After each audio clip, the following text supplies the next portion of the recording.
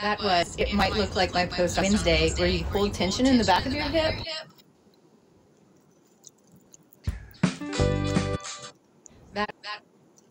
All right, I feel like I confused some people yesterday, so let's see if we can say the same sort of thing, but in a different way. So first, we care about the position of your pelvis or the position of your rib cage or your posture in general, because we want to learn to connect with your pelvic floor and your diaphragm and your abs in a quote neutral position. But neutral is a concept. It is not a point in space, and you are never going to function there all the time.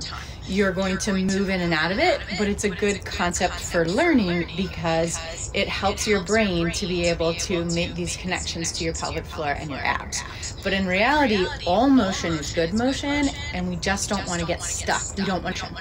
So if you have a posterior pelvic tilt, you're going to tend to hold more tension in the back of your hip, and it might look tucked under, or it could look like my post on Wednesday where you it might look like my post on Wednesday where you hold tension in the back of your hip, but you arch your back and it makes it look like you're in an anterior forward tilting pelvis. And so what matters more than how it looks is how it feels and which muscles are working.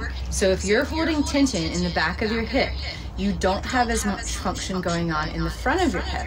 And so we want to shift that balance so that no one group of muscles is working all the time, so that we can more evenly distribute the loads, which can help with pain, and so that you can get your pelvis in a better position to connect with your rib cage so that you can find your abs and your pelvic floor. And if you're in a posterior tilt, if you're holding tension in the back, you want to create mobility that looks like this.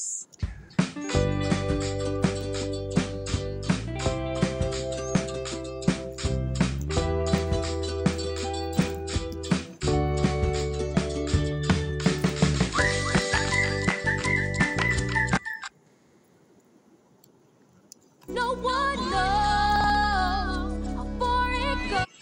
Okay, and then there are those people who are in a true anterior pelvic tilt. And another way that you can pick apart the differences is people who are in a true anterior pelvic tilt tend to have their upper body shifted forward relative to their lower body. So my lower body's here, my upper body's shifted forward like this. As opposed to the people who are in a posterior tilt, but they look like they're in an anterior tilt, where their upper body is more stacked over their lower body. They just have this excessive curve here. And so the curve in my upper back, this curve is relatively the same, but what changes is whether my whole body is shifted forward relative to my lower body, or whether it's relatively stacked just with this extra too much of a curve here. So if you're in an anterior pelvic tilt, you're controlling your pelvis more in the front of your pelvis, in the small of your back, and you want to shift that balance by engaging more in the back.